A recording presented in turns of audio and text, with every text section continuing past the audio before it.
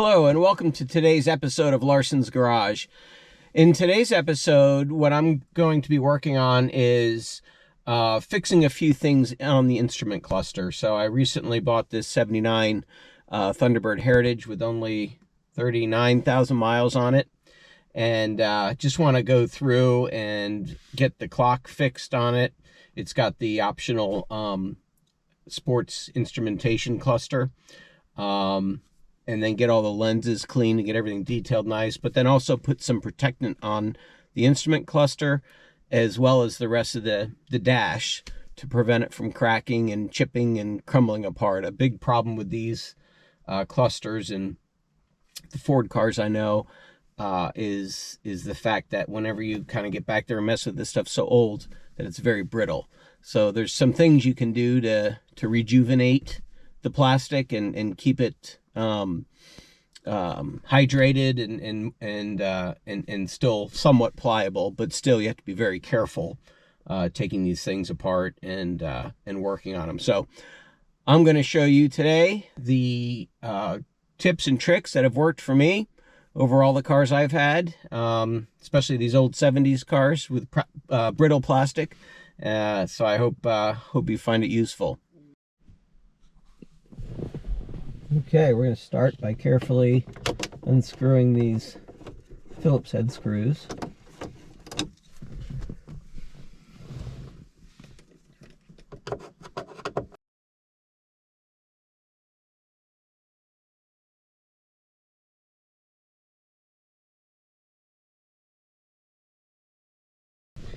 As I do this, I like to try to keep the screws in groups to keep them organized so I know which ones go back on the top and which goes back on the bottom.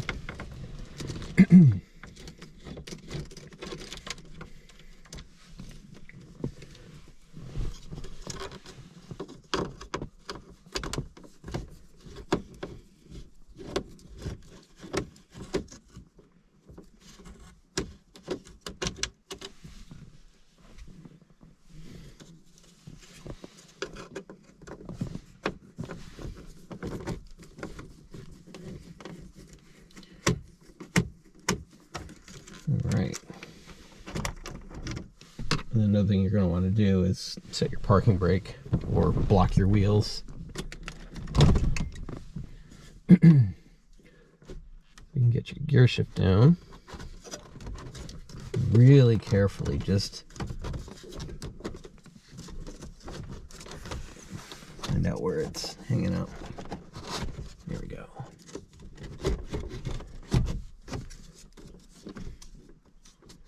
Again, always just look at everything if you're taking these things apart.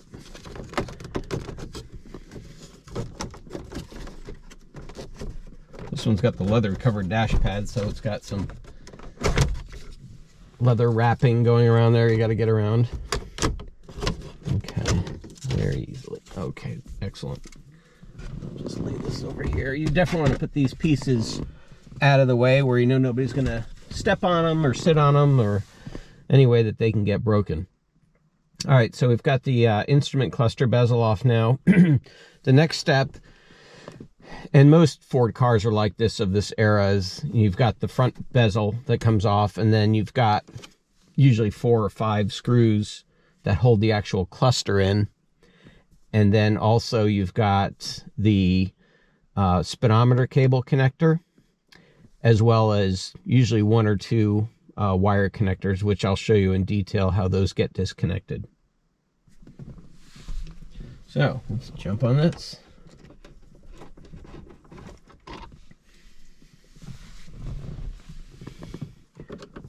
Again, we want to be very careful. This white plastic is what's very brittle at this point. Again, I'm making another group down here of my screws, so I know I kind of go in order from top to bottom, what I started with.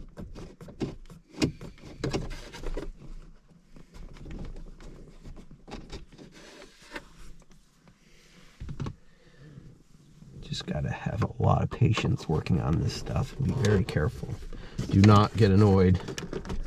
It's sometimes hard to do, but you're going to You get nowhere fast if you get annoyed and then break something. Get myself a larger screwdriver. Okay, so now that we've got the cluster out and the dash pad out, now's a great opportunity, I'll tilt this wheel down, to go in and vacuum everything. And then I typically like to clean it with, spray it with some all-purpose cleaner on a rag and just kind of give it a wipe down. It helps dust everything off, but also, you know, gets rid of some of that old car smell too when you take some of this old dust out. And then finally what I'll do is just mist everything in there with like a protectant, such as 303 protectant or some sort of silicone-based protectant, and that'll just kind of rejuvenate all the plastics and stuff. I've done that in the past on cars that we've had for many, many, many years, and it certainly has helped it. So that's what I'll be doing now. This is the speedometer cable connection, and to release this, it basically snaps into the back of the cluster. To release it, you have to reach behind the dash and push on one end. See, there's a flat here where my thumb is. And then when you push on that, it releases the little tab up here so that you can pull either the instrument cluster forward or the speedometer cable backwards. So a lot of people get hung up on that, but it's quite simple when you know how to do it. It's just you push where the flat is, and then you can pull the instrument cluster forward, or you can pull the speedometer cable back. And then the connector that goes into the back of the instrument cluster has these two arrows here. So in order to disengage that, you just have to push down. I usually push down on one, tilt it out, and then get up on the other one, the second one, and then pull it out, and then it's freed. That's worked the best for me. It's also a good opportunity now if you wanted to take the radio out or switch the radio or clean the tape deck or whatever. The radio is a lot easier to get to with the instrument cluster out, as well as any of these other items. Here, you can see right back into the temperature unit, headlight switch. So it's a good time just to get in there and get all this stuff cleaned up, protected, and ready to go for years to come.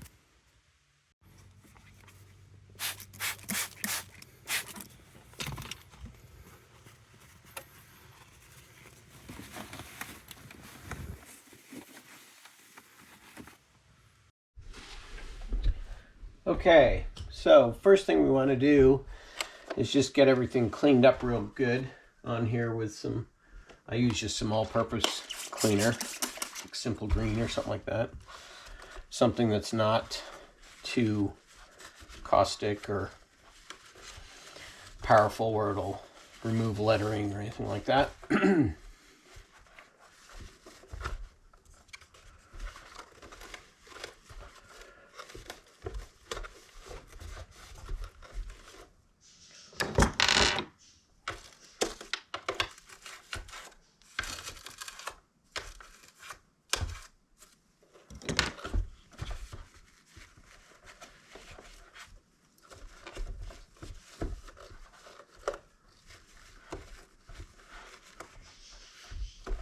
This cluster's in pretty good shape.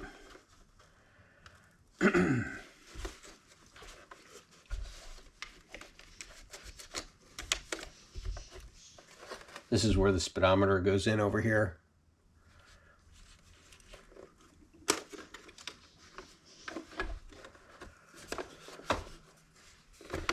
I already did some cleaning previously on the front when it was in the car. Okay. And the next step here is just to start dismantling it a bit. So these are just little rivets that pop out. Retainers, I should say.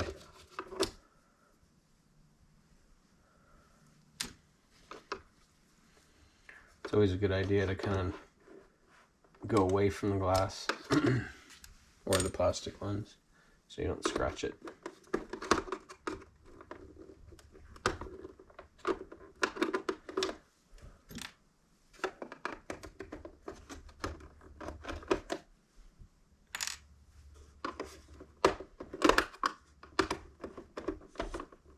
Again, just take your time.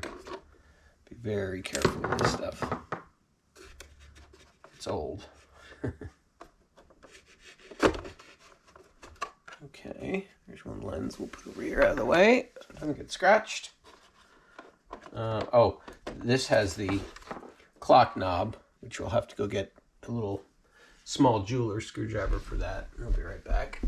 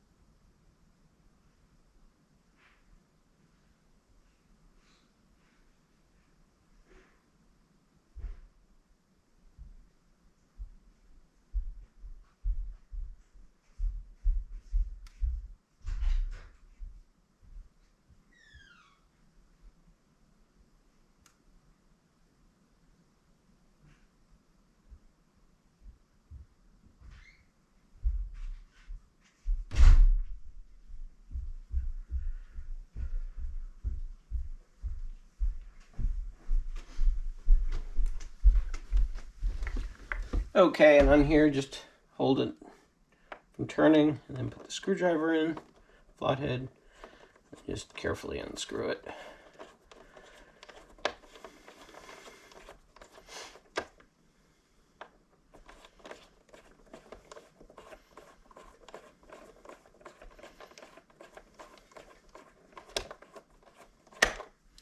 Okay, in the safe spot, I usually just leave the little screw right in that knob.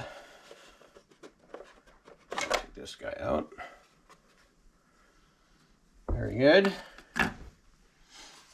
Okay, so now we turn this around, and there's some 1/4-inch hex screws on the back here that hold this in, so I'll just take these off. Oh, I want to mention before I do this, let's spray this. I use 303 protectant, just to kind of get it nice and rehydrate the plastic a little bit. It'll be a little better for prevent crumbling and cracking.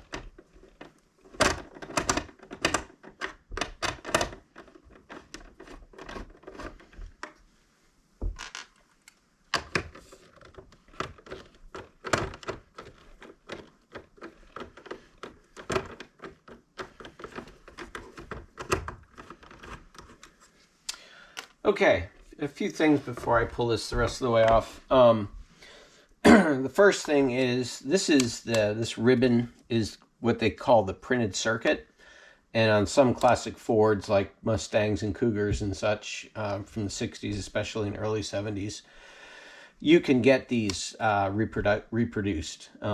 They sell them on the aftermarket. But that's obviously, this is, you know, how it delivers the signal to each of these things. These are the bulbs. I'm going to take all these out and replace them. 194 bulbs.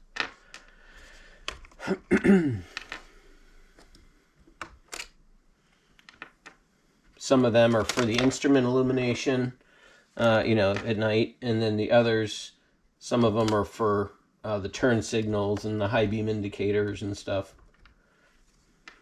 So, I mean, if they're in good shape and they're not an issue, you can probably leave them. I would just clean all the contacts and clean the bulbs, but I don't know, I usually like to go ahead and replace them all while I'm in here. Some people also may want to replace with LED lights. They're a bit brighter.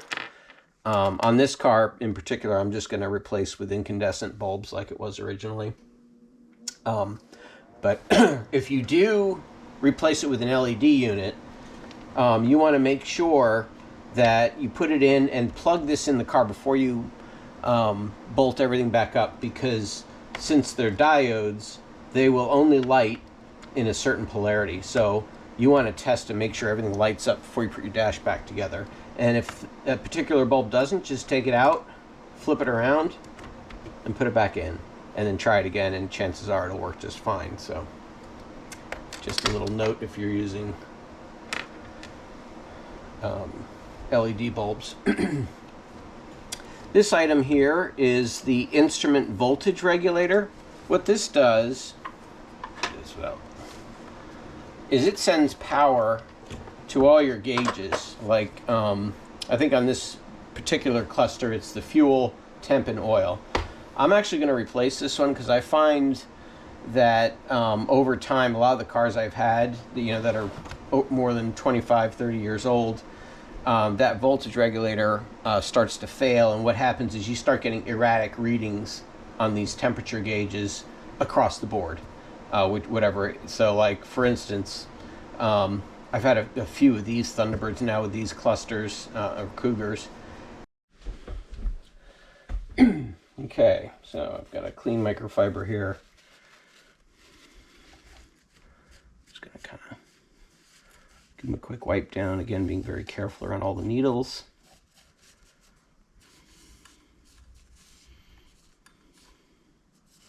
And also keeping an eye out for any sort of smearing of the face, the numbers, the painting. Just be real careful. You can move these little needles around a tiny bit, but just make sure they kind of spring back to where they were. If not, you got to kind of mess around with the bottom here until they basically just kind of sit naturally with some clearance between the face of the gauge and the needle. Yeah, that looks good. I'm going to be taking the clock out, so I'm not too concerned about this right now. When we do the clock, I'll do more of that.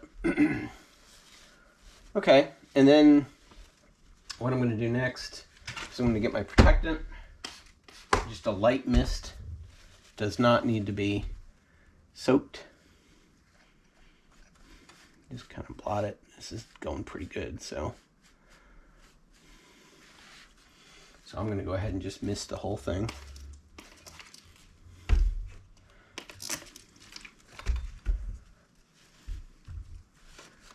And get back in here where the gauge face is, the cluster background, because that'll help protect the cluster itself.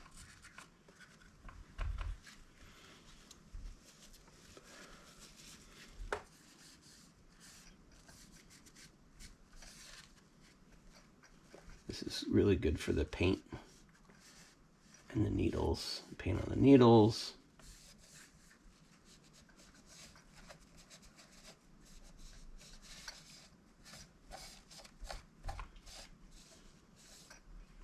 Usually what I do is I kind of go through it once and then I'll go back again just to kind of really detail it.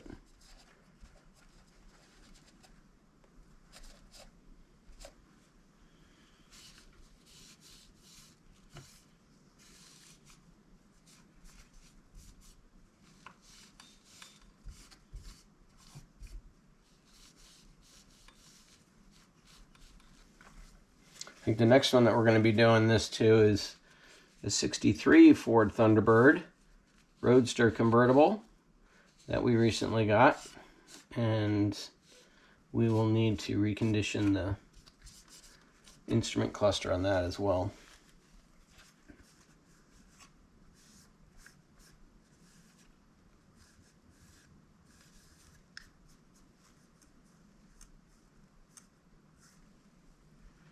They also make, if your needles are pretty faded, you can go on Amazon and they make paint marking pens, yellow, orange, red. that you can use to touch these things up.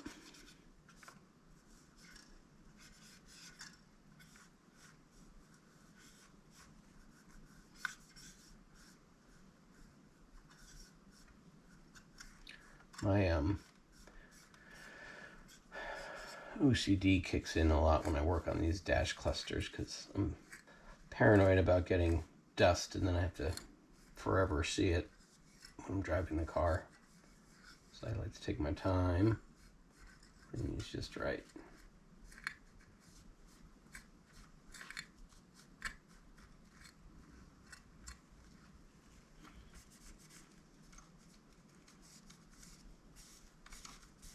This clock's gonna be easier to clean once I get the hands off of it too.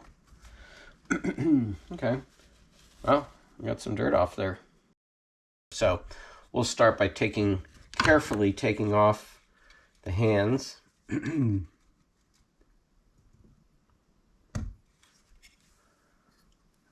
Go. Doesn't matter, since we don't have a day and date function on here, it doesn't really matter the orientation of the hands. Okay. Then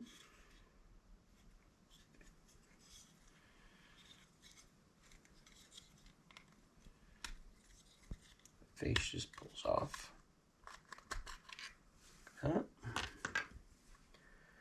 Then you've got these 3 clips here.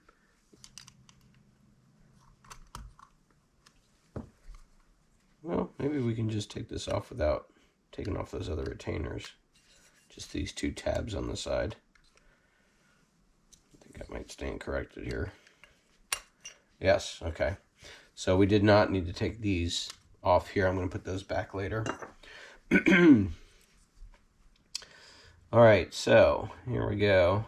So this thing basically stopped midway here. And what I like to do typically on these, let's get these things out of the way here, but is to spray a little alcohol on them. Isopropyl alcohol, not rum or gin. This is good because this will clean up the workings and it'll dry right up.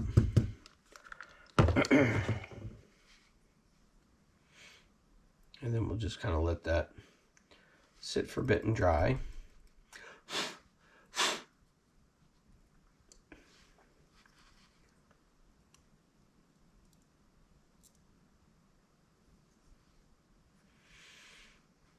Then once that's dry,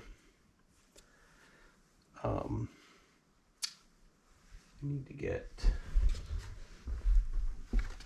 the oil.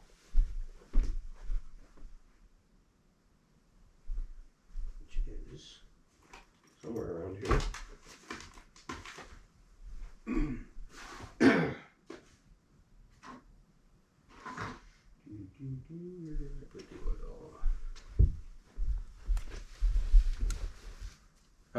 It's over here.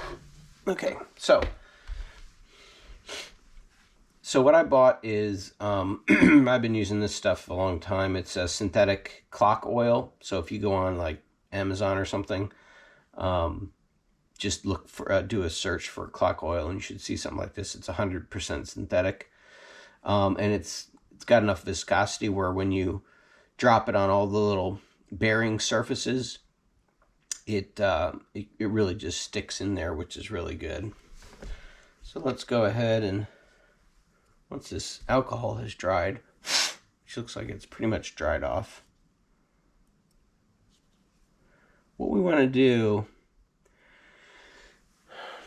is, let me see here where we're at with this screen.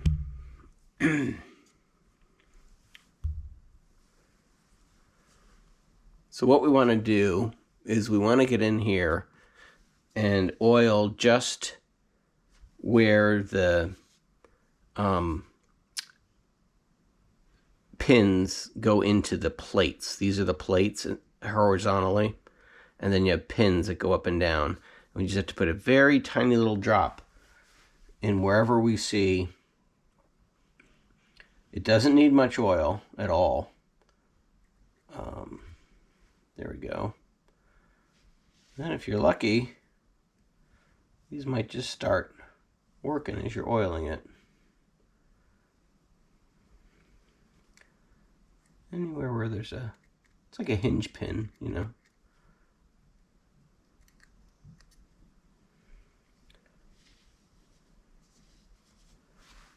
Let's see. That looks good.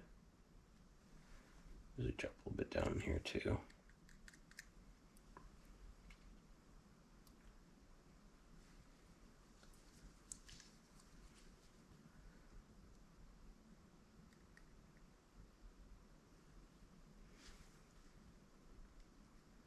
You can even hit it right on the plate itself, right where the pin comes through the plate.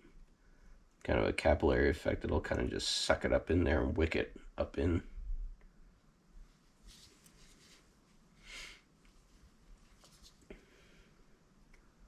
This is good for the bearings.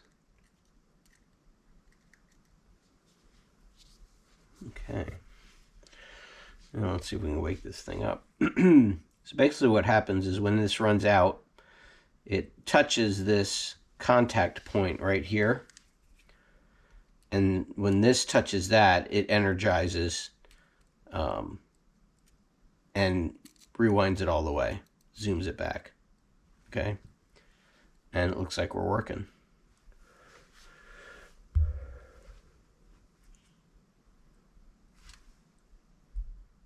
So it's slowly coming back to life here. A little bit more oil here.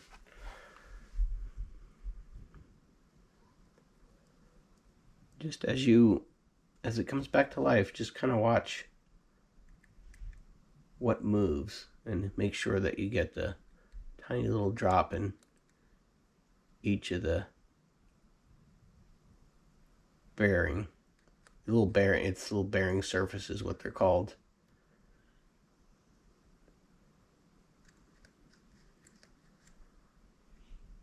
Yeah.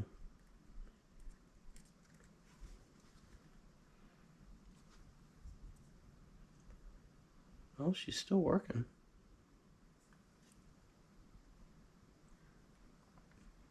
It'll take a little bit because it's got to work in the oil.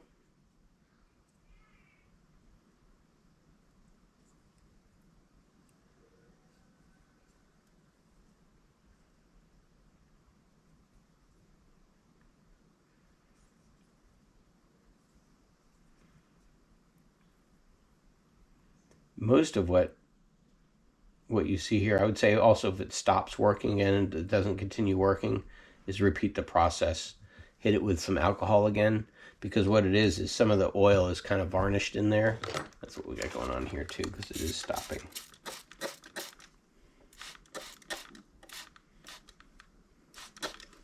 I like using 91% alcohol because it evaporates quickly.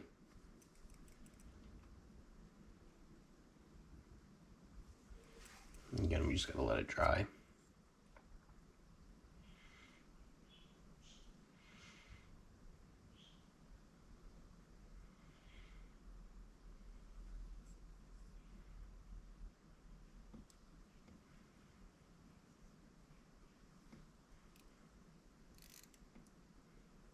Just manually rewind that a couple times.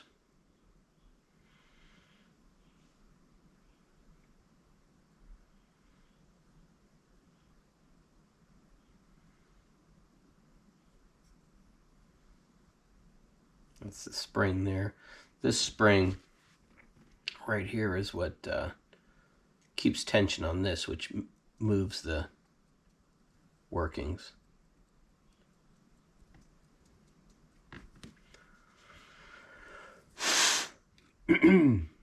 Once this, it's still wet in there with alcohol, but once this dries up good, we can go around and do some more oiling again. And then by then it should be fully flushed out and working.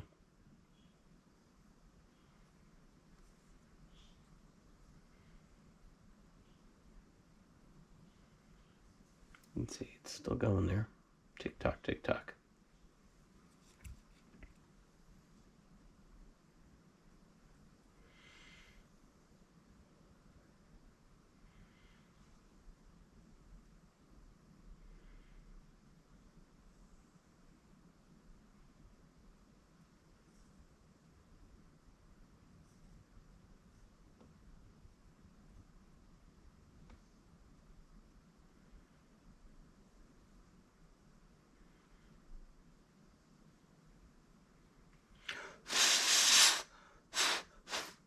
We just want to be careful not to bend or distort any of the movement in here, because it's probably just fine. It just has gunked up oil in it, causing it to just stop working. So by putting the isopropyl alcohol in there along with some clock oil, we're basically cleaning it and relubricating it. So, and on this particular one here, which is most likely what you'll have to do, is do it twice. Because after you do it the first time, it gets things moving, and then you hit it with alcohol again, and it kind of flushes things out, and then we'll hit it again with some oil. It's just about dried up. I doused it pretty good. Still working though. You can see here it's coming towards the almost there, so that if this was connected to power, these two contacts would energize, or like points, and then it would click this back, and that's that clunk you hear every minute or so with these clocks. This thing's working good now.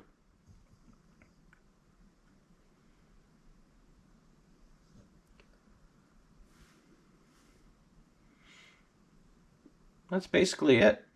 You just basically do that, and it's good to go. I usually like to let them sit out overnight or so and just test it in the morning, and then connect up a positive and negative lead to this to test it out. On this particular clock, this is the negative lead here, the vertical one, as it's oriented this way, and then this looks like the positive one here. And the reason why I know is because this positive lead goes into this. There's a solder joint there. The other one just basically is a bracket that goes to the grounding of the case. And that's about it.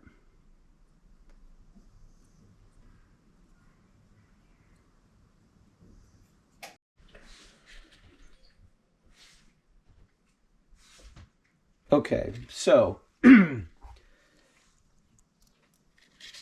just hitting these little electrical contacts in here with a emery cloth just to kind of clean them up a little bit,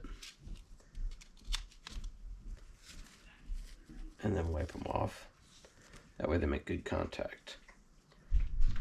And we're still running there, so that looks good. I went ahead and cleaned the face, so we can put the face back on.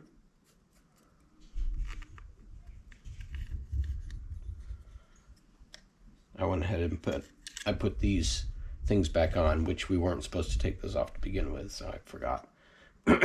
So all it is it's very simple. You just put this on, and then oh, where are we?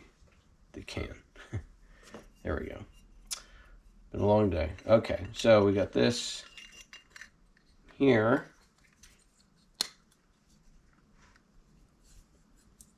Just make sure these line up good back coming out of here. Shouldn't have to force anything. And then, yeah, that's pretty much it. And then we just bend these tabs back. It was just these two end tabs, I remember. Bend that. And bend this guy. And I believe these other ones stay up because they fit into the holes here. So let's see if I got them correct. Yep. All right, there we go. And that just kind of fits in there. So again, if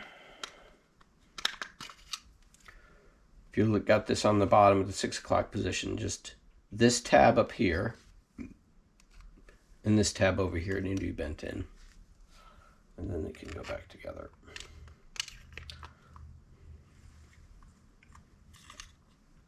Okay. And since there's no day and date function here, these hands can go back in any orientation, as long as it's wreaths. I like to do the top of the hour here at one of them. You just want to make sure you looked at, you know, it's snapped in there, that's good. And then as we put the next hand on, we're going to make this right at 3 o'clock. This is important to make sure you get lined up, because you want to make sure this is dead on the 3 when this is at the top of the hour, so that every hour it's fine. And then what you want to do, so that looks good. And you just want to make sure, look and make sure that these aren't going to interfere or touch each other. So those look pretty good. A little oil on here. Take that off. Okay, and then we can put the second hand in. Any orientation is fine. Just put it in there, just gently push on it, and it's ready to go. So now that we don't have the ability to manually wind it, we have to go powered up, apply 12 volts to these, or I think you can even use a 9-volt battery and just touch it on, and it'll wind it. So to go back and look in the video, I think this was the negative and that was the positive. So that's about it. Okay, after it's all cleaned up and protected, it should look like nice and clean like this.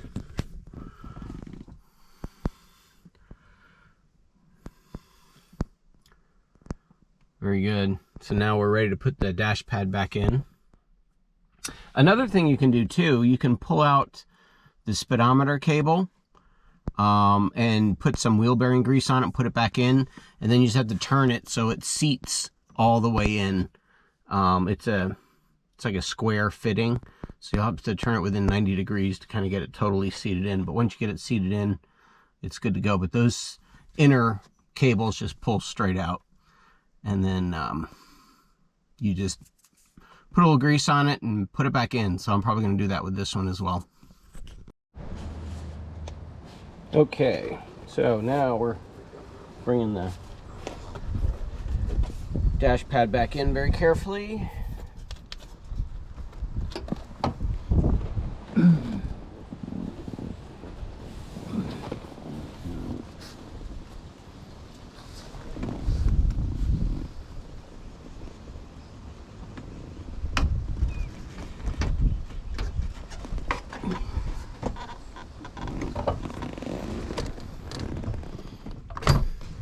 Okay, I just like to make sure we get the old insulation laid in properly here.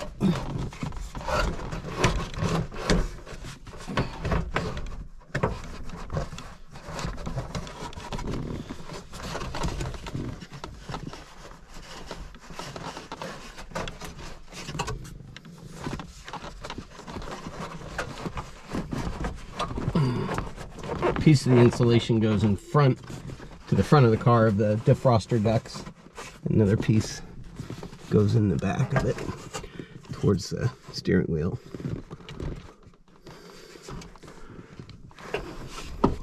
Okay, that looks good. Same thing over here.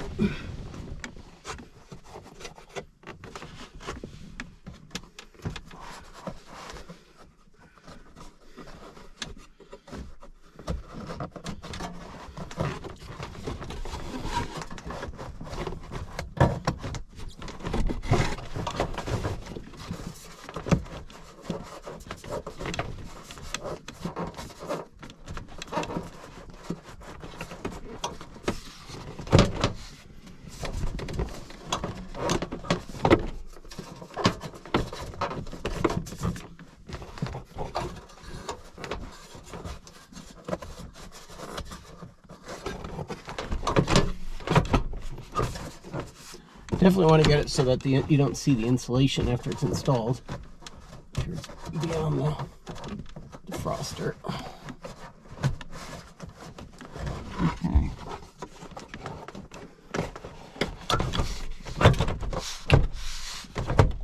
There we go.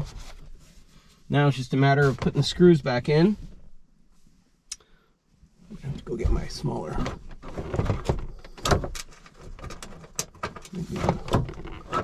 and all to locate this guy.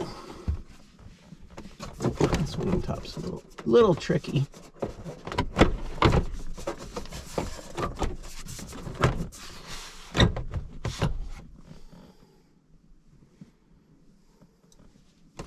And this is a countersunk screw up here.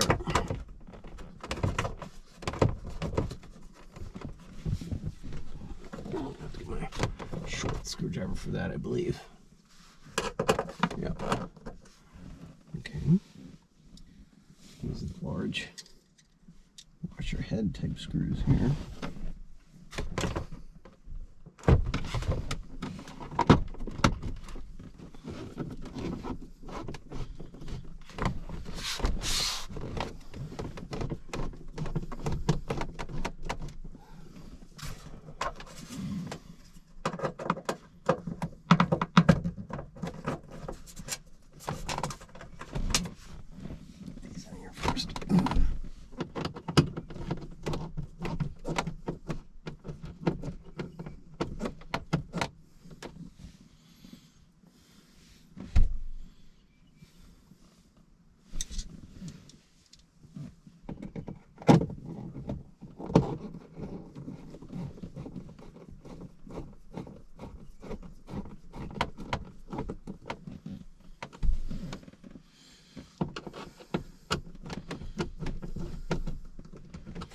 Okay.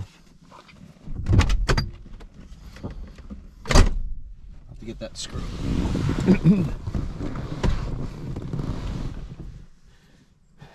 All right.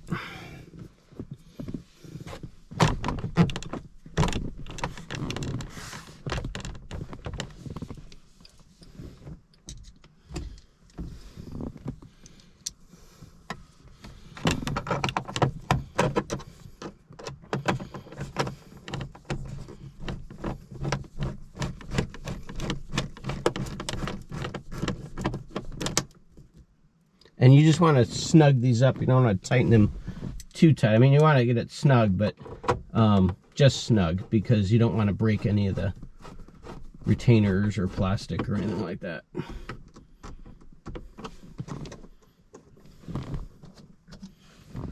Okay. Need one up here too.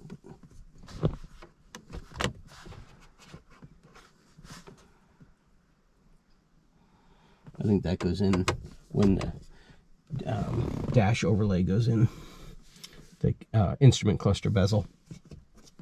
Okay, just put that cord in there, that screw with a shorty stubby screwdriver, and that'll be it for the dash pad. Okay, now that we've got our dash pad back in place, I pulled the speedometer cable out and put some grease on it and put that back in. I think we're ready to put the cluster back in. So first thing I'm gonna do is tilt this down, and then you want to set your brake, and then put the gear shift down, and then lay down this microfiber, protect the steering column. And then basically what we've got to hook up is this connector, and the speedometer. Oh, as well as the door jar light. I'm just kind of carefully put it in here.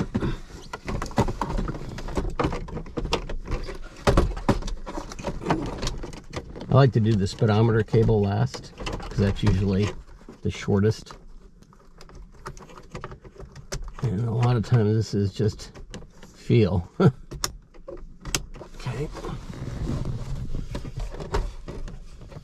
And then we got that other electrical connector here. That's exclusive to the one with the gauge group. Okay. And then we want to put the door jar light on in.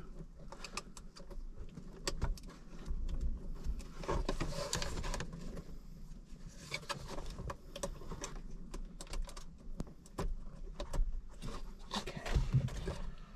All right, and then we'll lay the housing in, cluster housing.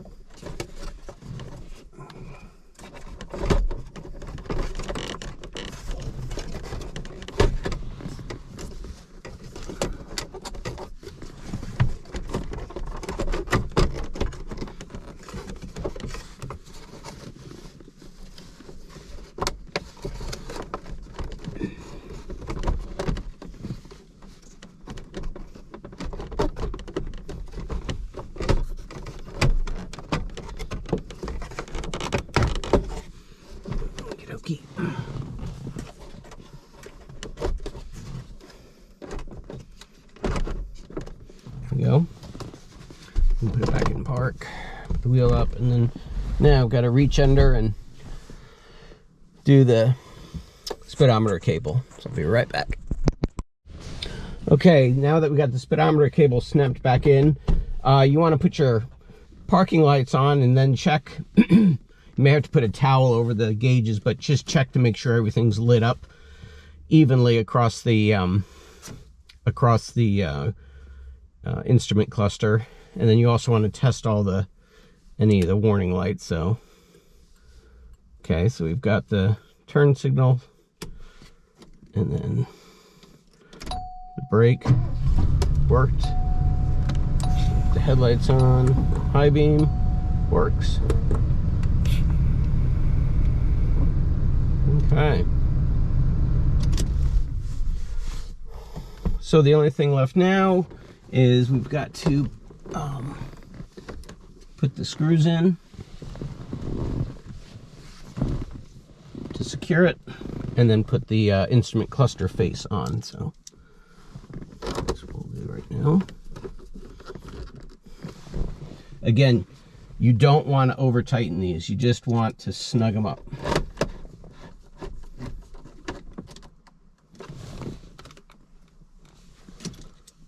Let's see if I might need a...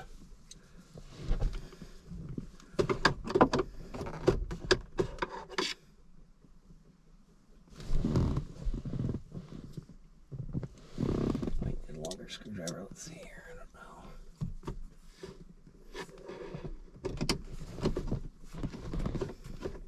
This is where a magnetic screwdriver would come in handy. Okay.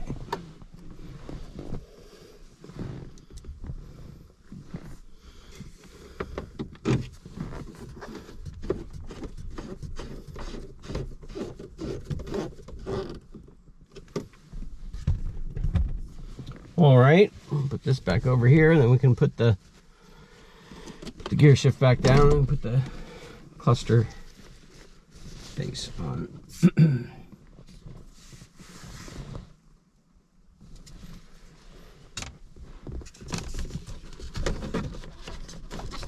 Again, just working it in there carefully.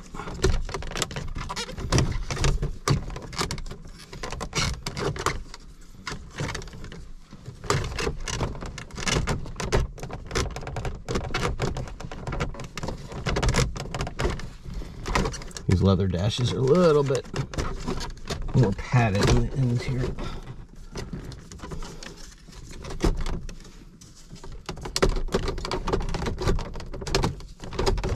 There we go.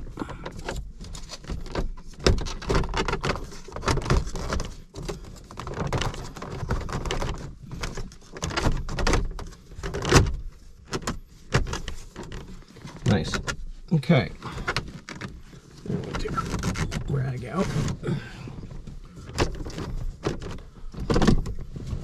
and continue the screws.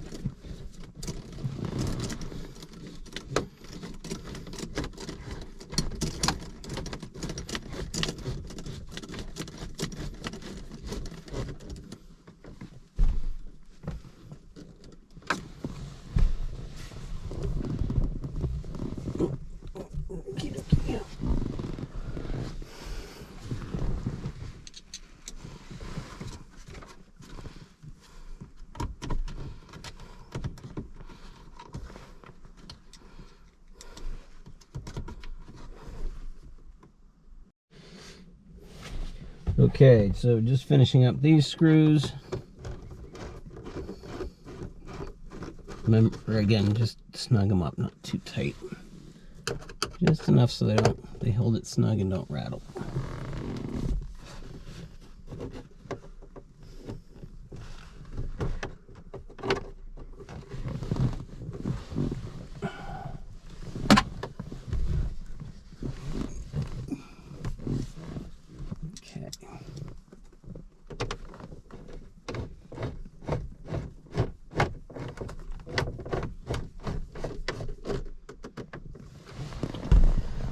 All right, we are done.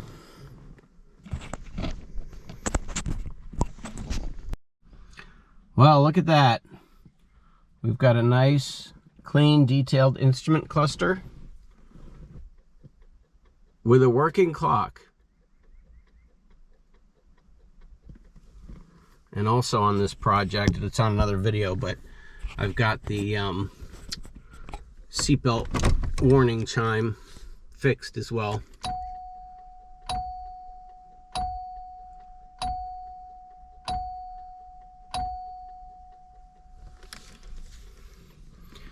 All right, that concludes another video with Larson's Garage. Take care, everyone. Bye for now.